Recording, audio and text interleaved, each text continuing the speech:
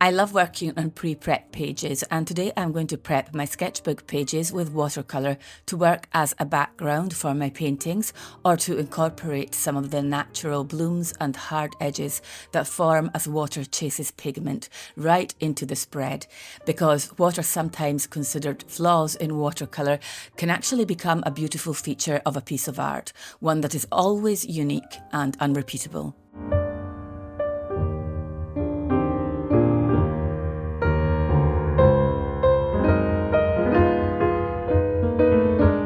Today I'm working in an etcher cold press watercolour sketchbook. I consider these sketchbooks to be my middle ground as a stepping stone between my more scribbly sketchbooks and finished standalone paintings.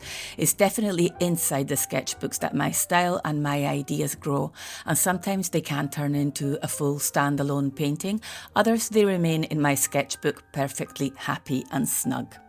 Watercolour backgrounds are glorious. They could be works of art on their own without anything added to them, and indeed I suggest you give this a try, especially if you're hesitant about how to fill sketchbook pages or just want to have some pressure-free fun, allowing the colours to blend on the wet paper with thicker and more diluted consistencies running into each other. You will get gorgeous effects.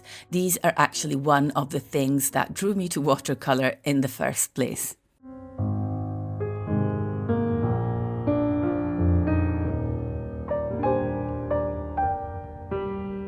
When you use watercolour as a background, you will be able to layer almost anything over it. The reverse is not as true. It's not easy to layer watercolour over other mediums, especially waxy, oily, or even plasticky like acrylics. That often means it won't go over coloured pencils either. But when the watercolour is your first layer, the page is your oyster. You can do what you want with one small restriction, I would say. If there are any effects that this magical medium accidentally created, make sure to preserve them, to stay away from them with your wet bristles, because wetting the area would mean reactivating the paint and losing that precious happy accident. In this first painting or spread, I turned one of those areas where hard edges had formed into a flower in her hair. These strange organic shapes will very often give you ideas. They can be bushes, clouds, or again flowers in landscapes, and many more things.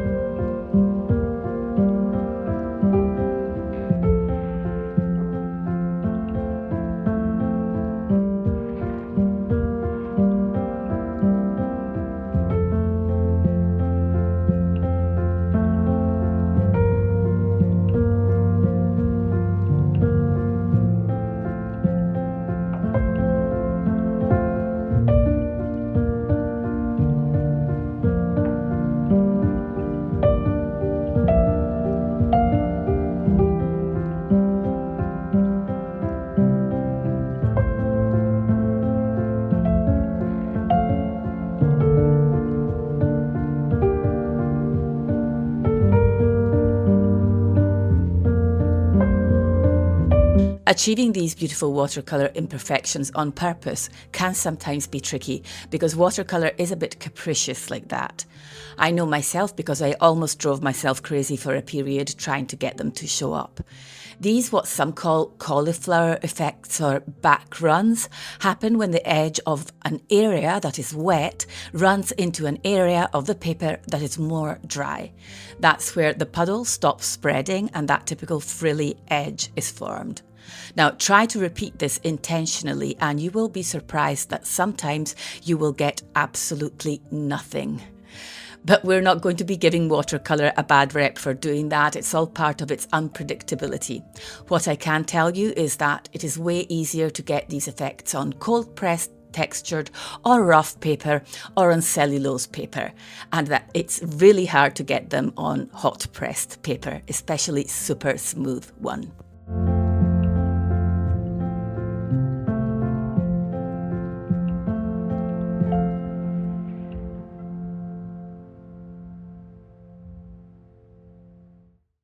I don't do that here, but sometimes it's also fun just to sketch on a watercolor background and leave it at that. Simple practice sketches that will end up interacting with your background as one unique piece or story. And as far as colours go, I think it's a good idea to use analogous colours. These colours are located directly next to each other on the colour wheel, sharing a common undertone and creating a harmonious, serene and cohesive palette.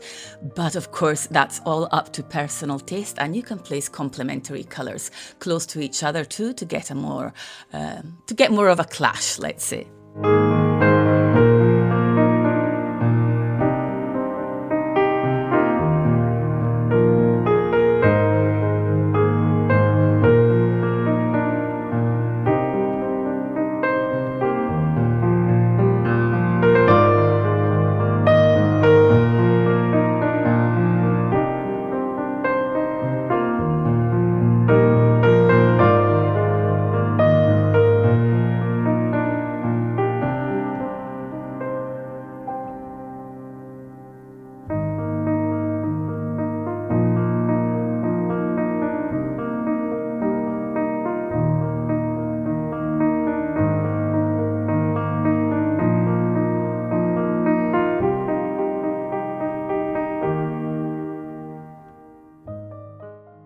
These are all things we experiment with inside the Sketchbook Lab over on Patreon, where we get together every single Tuesday to co-sketch live or record it. You can catch the replay if you can't make it. And once or twice a month to do a finished painting, usually in watercolour under my guidance, with sketch outlines to trace shared in advance, if tracing is something that you'd rather do. It's a fun and welcoming place which allows you to make art at your own pace and in your own sweet time. I'm so grateful for this community. It has really made my approach to art making so much more playful and sustainable. It has given me a routine and companions who share my passion. I'm inviting you to check it out or join our Facebook community to get a wee peek at what we do over there.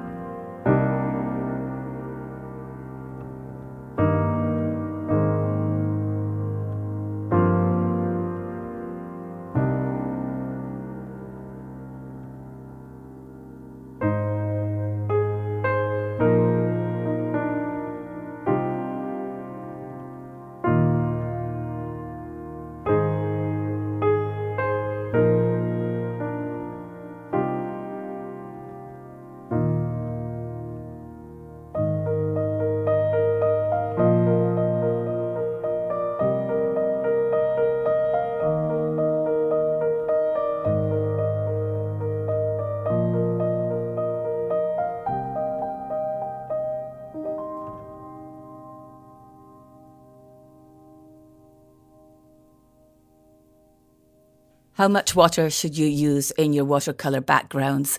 A lot.